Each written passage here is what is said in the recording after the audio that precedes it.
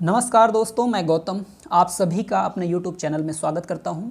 आज हम सरयू परियोजना के बारे में कुछ महत्वपूर्ण बिंदुओं के डिस्कस करेंगे। जैसे दोस्तों, सरयू परियोजना जिसका भी हाल ही में लोकार्पण किया गया है, इसके जो महत्वपूर्ण बिंदु हैं कुछ इस प्रकार हैं। जैसे दोस्तों, ये परियोजना 9800 करोड़ 9800 करोड़ की उत्तर प्रदेश की सबसे बड़ी परियोजना के नाम से जानी जाएगी। दूसरा महत्वपूर्ण बिंदु है कि इसमें उत्तर प्रदेश के कुल 9 जिले लाभान्वित होंगे। वो 9 जिले कौन हैं, तो ये मैप में आपको दिखाया गया है। ये 9 जिले बहराइच है, उसके बाद आपका गोंडा, श्रावस्ती, बलरामपुर, सिद्धार्थनगर, महाराजगंज, गोरखपुर, संत कबीर नगर और बस्ती, ये कुल 9 जिले इसमें लाभान्वित होंगे। दोस्तों, ये जो परियोजना है बहराइच से महाराजगंज तक की लिंक परियोजना है, जिसकी कुल लंबाई 6623 किलोमीटर निर्धारित की गई है। यह पूर्वांचल की 14 लाख भूमि को सिंचित करेगी। पूर्वांचल क्षेत्र की 14 लाख भूमि को सिंचित करेगी, जिससे लगभग 30 लाख किसानों को लाभ पहुंचाया जा सकेगा। दोस्तों, अगर इसके हम इतिहास की बात करें तो ये काफ़ी पुरानी परियोजना है, काफ़ी पहले से चल रही है। इसकी शुरुआत 1978 में की गई थी। 1978 में क्या हुआ कि बहराइच और गोंडा, ये जो मैप में आपको दिखाए जा रहे हैं, बहराइच और गोंडा को सिंचाई का लाभ पहुंचाने हेतु घाघरा कैनाल लेफ्ट बैंक के नाम से चालू की गई थी इस परियोजना को।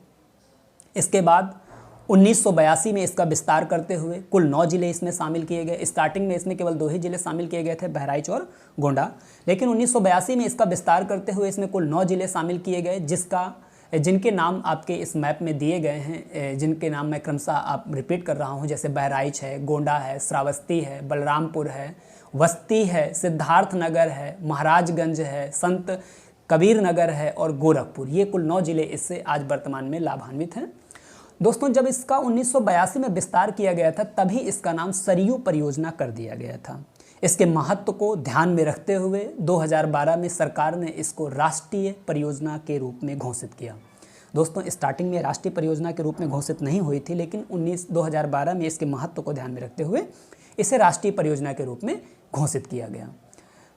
तो अब हम इस परियोजना के बारे में बात करेंगे। जैसे कि मैंने पहले बताया है कि ये परियोजना बहराइच से महाराजगंज तक की लिंक परियोजना है, जिसकी लंबाई 6623 किलोमीटर है। अगर हम बात करें कि इसमें से कौन कौन से ज़िले और कौन सा क्षेत्र लाभान्वित होगा, तो आपको ये मैप में दिखाया गया है। ये देखो दोस्तों, बहराइच है। बहराइच से आगे आप जैसे बढ़ेंगे तो आपको श्रावस्ती मिलेगा। श्रावस्ती से जैसे थोड़ा सा आगे बढ़ेंगे तो बलरामपुर, फिर सिद्धार्थनगर और महाराजगंज। और इन ज़िलों के नीचे जो ज़िले हैं, जैसे गोंडा, उसके बाद बस्ती के बाद संत कबीर नगर और गोरखपुर, ये ज़िले इससे लाभान्वित होंगे। दोस्तों, इनमें से इस परियोजना के अंतर्गत कुल 5 नदियों को शामिल किया गया है, जैसे घाघरा नदी, सरयू नदी, राप्ती नदी, बाणगंगा नदी और रोहिणी नदी। इन्हीं 5 नदियों को आपस में लिंक किया जाएगा और तराई क्षेत्र के जो ये महत्वपूर्ण 9 जिले हैं, वहाँ की सिंचाई की समस्या को सॉल्व किया जाएगा।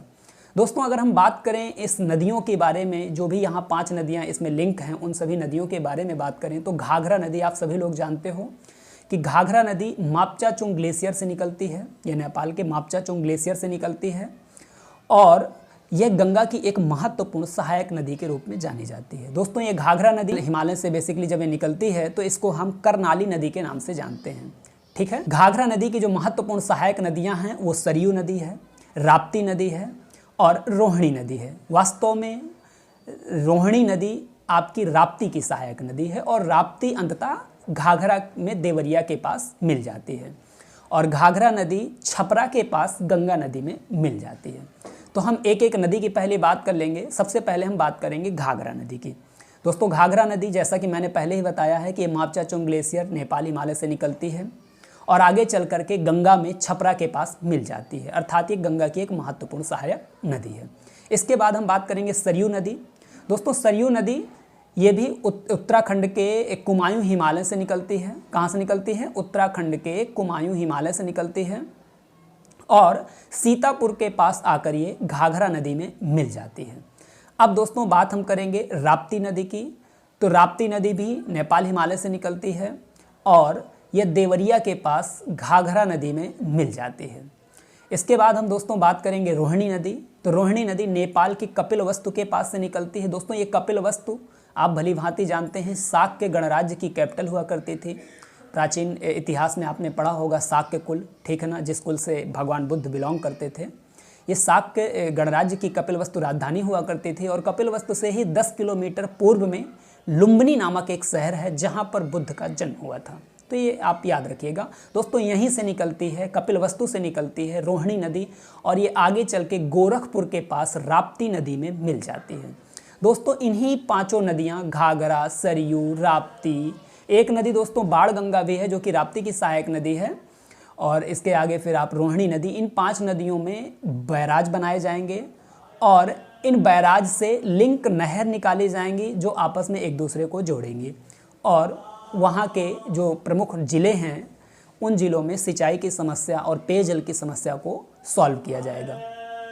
तो ये आपका कुछ महत्वपूर्ण, जैसे कि मैंने बताया घाघरा नदी पर एक बैराज बनाया जाएगा, गिरजापुरी बैराज। यहाँ से एक नहर निकाली जाएगी जो कि सरयू नदी को लिंक करेगी। सरयू नदी में वो बनाया जाएगा सरयू बैराज, बहराइच में ही।